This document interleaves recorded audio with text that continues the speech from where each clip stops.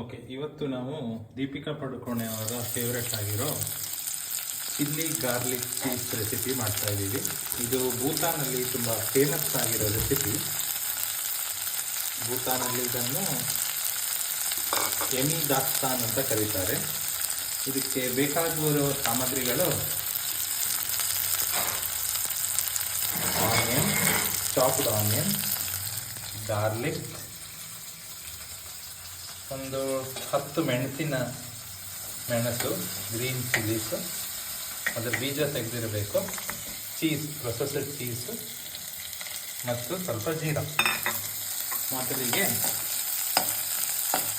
Onion ಮತ್ತು ಗಾರ್ಲಿಕ್ನ deep fry ಮಾಡ್ಕೋಬೇಕು.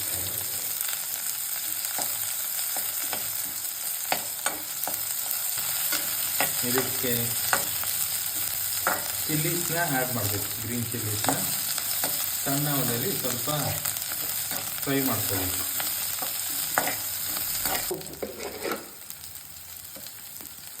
ಆಮೇಲೆ ರುಚಿಗೆ ತಕ್ಕಷ್ಟು ಉಪ್ಪನ್ನ ಹಾಕಬೇಕು.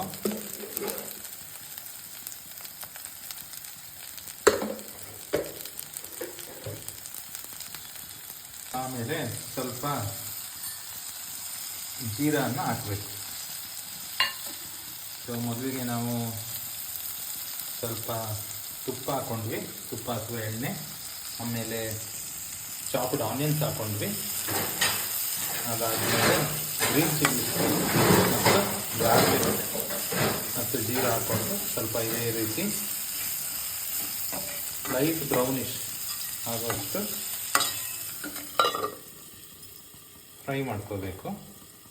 ಇದೇ ಥರ ಸ್ಲೋ ಆಗಿ ಫ್ರೈ ಮಾಡ್ಕೋಬೇಕು.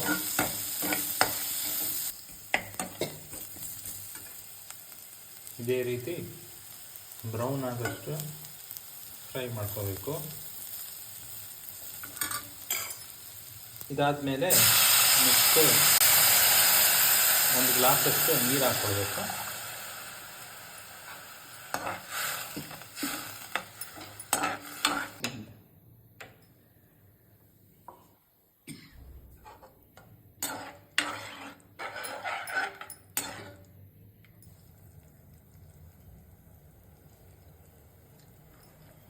ಇನ್ನು ಕುದೀತಿರೋ ನೀರಿಗೆ ಪ್ರೊಸೆಸ್ಡ್ ಚೀಸ್ ಹಾಕಬೇಕು.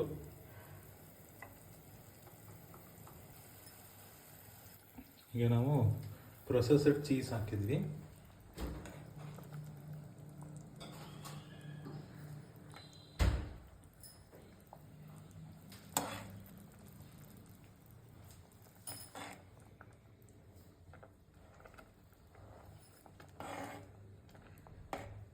ಒಳ್ಳೆ ಆಗ್ತದೆ.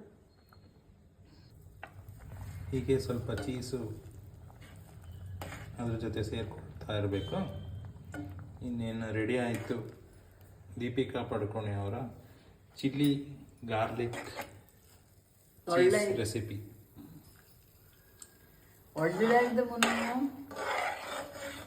ಇದು ನೀವು ವೈಟ್ ರೈಸ್ ಜೊತೆ ತಿನ್ಬೋದು, ತುಂಬ ಚೆನ್ನಾಗಿರುತ್ತೆ.